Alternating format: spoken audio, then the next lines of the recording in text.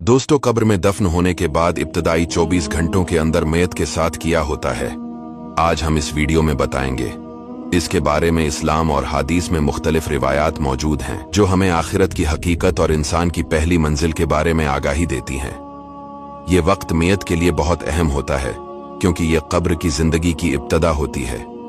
ये वक्त इंसान के अमाल के मुताबिक सुकून या अजाब होता है। प्यारे व्यूअर्स, कब्र की पहली रात के बारे में कहा जाता है कि ये सबसे ज्यादा मुश्किल होती है। एक हदीस में आता है कि नबी अलैहिस्सलाम ने फरमाया, कब्र पहली मंजिल है, अगर इंसान इसमें कामयाब हो गया तो आगे आसानी है, वरना मुश्किल दर मुश्किल होगी।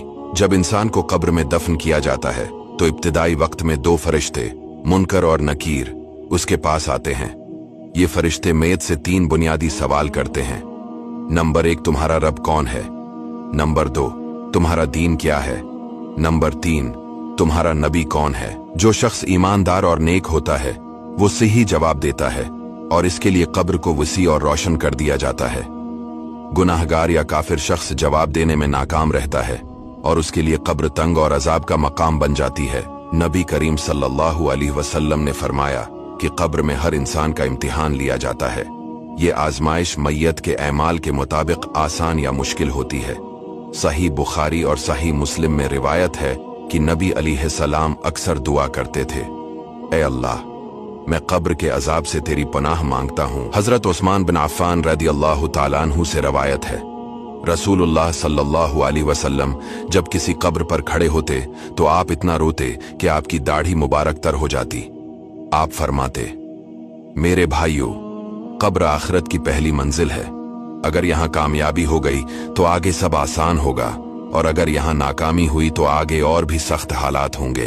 रूह जिस्म से जिद्दा होकर बरज़ख में चली जाती है, लेकिन जिस्म पर होने वाले असरात को रूह महसूस करती है।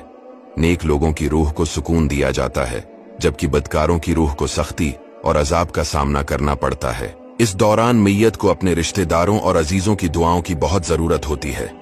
सदका, खैरात और कुरान की तिलावत मैयत के लिए मगफिरत का जरिया बन सकती है। नमाज न पढ़ना और अल्लाह की नाफरमानी करना, नमाज को तर्क करना अजाब कब्र का बड़ा सबब है। कब्र के इब्तिदाई 24 घंटे इंसान की दुनियावी जिंदगी के इख्तिताम और आखिरत की इब्तदा की अक्कासी करते हैं। ये वक्त इंसान के अमाल के मुताबिक सुकून या अजाब का होता है। इसलिए हमें अपनी दुनियावी जिंदगी में अमाल को बेहतर बनाना चाहिए, अल्लाह से बख्शिश मांगनी चाहिए और दुआ करनी चाहिए कि अल्लाह हमें कब्र की आजमाइशों और अजाब से महफूज रखे।